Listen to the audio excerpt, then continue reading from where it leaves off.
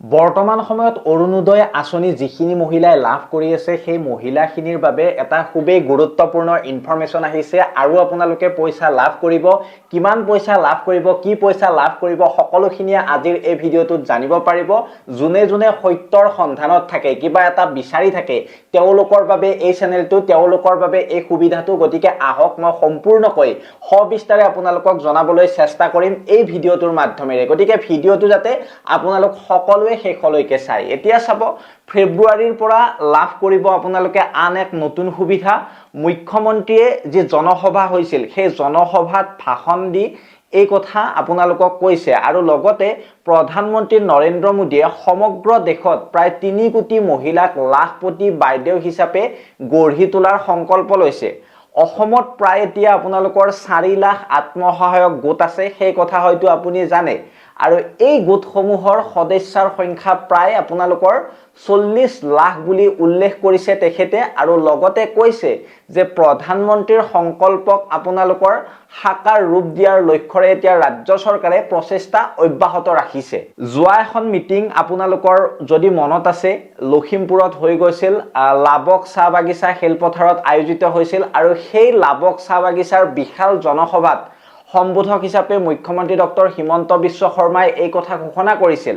আৰু এই সভাত মুখ্যমন্ত্ৰীৰ মহিলা উদ্যমিতা অভিযানৰ অধীনত লখিমপুৰ বিধানসভা সমষ্টিৰ আত্মসহায়ক গোটৰ 19318 গৰাকী সদস্যক প্ৰাৰম্ভিক মূলধন হিচাপে 10000 টকাকৈ যি মহিলা উদ্যমিতা পুঁজিৰ চেক সেই চেক বিতৰণ কৰি শুভাৰম্ভণি কৰিছিল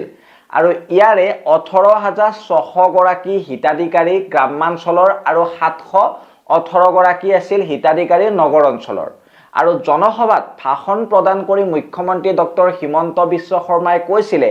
যে সমগ্ৰ দেশতে প্ৰায় 3 কোটি মহিলাক লাখপতি বাইদেউ হিচাপে গঢ়ি তোলাৰ বাবে সংকল্প লৈছে এতিয়া ভাৰত চৰকাৰে আৰু অসমত প্ৰায় 4 লাখ আত্মসহায়ক গোট আছে আৰু এই গোটসমূহৰ সদস্যৰ সংখ্যা 40 লাখ বুলি উল্লেখ কৰি তেওঁ কৈছে যে প্ৰধানমন্ত্ৰীৰ সংকল্পক সাকাৰ ৰূপ দিয়াৰ লক্ষ্যৰে ৰাজ্য চৰকাৰে প্ৰচেষ্টা এতিয়া অব্যাহত ৰাখিছে গতিকে তেওঁ কৈছে যে অসমত আত্মসহায়ক গোট গঠন হোৱাৰ পাছৰে পৰা ৰাজ্যৰ যিখিনি মহিলা আছে সেই মহিলাসকলে বেংকৰ জৰিয়তে আজিলৈকে প্ৰায় 21000 কোটি টকাৰ ঋণ লৈছে আৰু বেংকক উভতাইও দিছে এই কথা আমাৰ মুখ্যমন্ত্ৰী হিমন্ত বিশ্ব শৰ্মাই কৈছে আৰু লগতে সেই অনুষ্ঠানত অসম চৰকাৰৰ বিভিন্ন বিভাগত মন্ত্ৰী আৰু বিষয়ববীয়া সকল উপস্থিত আছিল আপোনালোকে এই কথা নিশ্চয় গম পায় যদি আপোনালোকে নিউজ বিলাক চাইছিলে ৰাজ্য চৰকাৰে জনসাধাৰণৰ কল্যাণৰ বাবে গ্ৰহণ কৰিবলৈ আগবঢ়া আন 3টা পদক্ষেপৰ কথা উল্লেখ কৰি ডক্টৰ শৰ্মাই কৈছিল যে অহা 7 নৱেম্বৰলৈ আৰু বেছি দিন নাই আজি আপোনালোকৰ 26 অক্টোবৰ আৰু 26 অক্টোবৰৰ পিছতে আপোনালোকৰ আহিব লাহেকৈ 7 নৱেম্বৰ আৰু এই 7 নৱেম্বৰৰ পৰা ৰেচন কাৰ্ড থকা পৰিয়ালসমূহে চাউলৰ লগতে দাইল পাব নিমখ পাব চেনি পাব আৰু সুলভ মূল্যত ৰেচনৰ দোকানত এইবিলাক লাভ কৰিব এনে আপুনি যিখন দোকানত এইবিলাক কিনে চাউল দালি নিমখ এইবিলাক কিনে আপোনালোকে হয়তো কমত নাপায় তাতকৈ কমত আপুনি আপোনাৰ যিখন দোকানত চাউল পায় সেই দোকানখনতে কম মূল্যত লাভ কৰিব ৰাজ্যৰ যিসমূহ পৰিয়ালে অৰুণোদয় আঁচনিৰ সুবিধা লাভ কৰিছে তেওঁলোকে ৰন্ধন গেছৰ ক্ৰয়ৰ বাবে আঁচনিখনৰ অধীনত প্ৰদান কৰা 1250 টকাৰ উপৰিও এতিয়া অতিৰিক্তভাৱে আপোনালোকে 250 টকাকৈ লাভ কৰিব এটা কথা আপোনালোকে মোক কমেন্ট সেকশনত জনাব যিসকলে অৰুণোদয় আঁচনি পাই আছে তেওঁলোকে যিখন গেছৰ ফৰ্ম আহিছিল সেই গেছৰ ফৰ্মখন কোনে কোনে ফিলআপ কৰি দিছে আমাৰ এই ভিডিঅ'ৰ কমেন্ট সেকশনত জনাব আৰু যিসকলে দিয়া নাই তেওঁলোকেও যাতে জনায় সেইদৰে অৰুণোদয় আঁচনিৰ যিসকল হিতাধিকাৰী সেই হিতাধিকাৰীসকলে অহা ফেব্ৰুৱাৰী মাহৰ পৰা আন এক সুবিধা লাভ কৰিব বুলি মুখ্যমন্ত্ৰী হিমন্ত বিশ্ব শৰ্মাই কৈছে আপোনালোকে মোক সুধি আছিল যে আমি সেই গেছৰ সাবসিডি কেতিয়াকে পাম এতিয়া যেহেতু ঘোষণা কৰিলে ফেব্ৰুৱাৰী মাহৰ পৰা আপোনালোকে পাব আৰু লগতে মুখ্যমন্ত্ৰী ডক্টৰ শৰ্মাই কৈছে যে মহিলাসকলৰ স্বাভিমান বৃদ্ধি আৰু সুৰক্ষা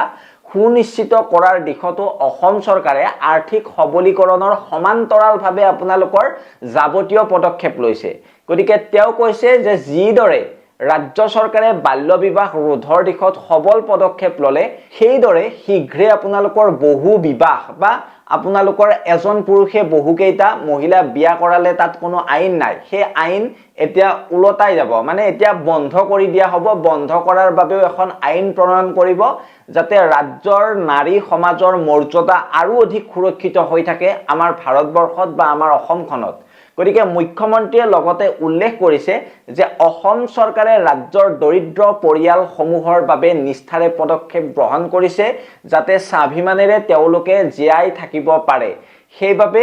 এই যিখিনি কথা এই কথাখিনি মুখ্যমন্ত্ৰীয়ে ক'লে গতিকে আপোনালোকে নিশ্চয় বুজি পালে মই স্পষ্টভাৱে সহজ সৰল ভাষাত আপোনালোকক কথাখিনি ক'বলৈ চেষ্টা কৰিলো উপস্থাপন কৰিবলৈ চেষ্টা কৰিলো যদি আপোনালোকৰ এই কথাখিনি জানি ভাল লাগিল তেন্তে এই ভিডিঅটো শেয়াৰ কৰিব লগতে ভিডিঅটোত যাতে সকলোৱে এটা এটা লাইক কৰি থৈ যায় আৰু এনেকুৱা ধৰণৰ সঁচা ভিডিঅ' পাই থাকিবলৈ বা সত্যৰ সন্ধানত থকা ব্যক্তিসকলে এই চেনেলটো সাবস্ক্ৰাইব কৰিব লগতে ফেসবুকত চাই থকাখিনিয়ে আমাৰ পেজখন ফলো কৰিব আৰু যেটো আমাৰ ডেসক্ৰিপচনত হোৱাটছএপৰ চেনেলৰ লিংক দিয়া আছে সেই চেনেলটো যাতে আপোনালোকে ফলো কৰি লয় তাত মই বিভিন্ন ধৰণৰ সৰু আঁচনিয়ে হওক আপডেটে হওক আপোনালোকৰ বাবে দি থাকো গতিকে তাত বহু কথাই আপোনালোকে জানিব পাৰিব নিশ্চয় আপোনালোকে লিংকত গৈ ক্লিক কৰি ফলো কৰি ল'ব যিখন আমাৰ হোৱাটছএপ চেনেল আছে সেই চেনেলটো গতিকে আপোনালোকে যদি এই ভিডিঅটো ভাল পালে শেয়াৰৰ লগতে চেনেলটো সাবস্ক্ৰাইব কৰিব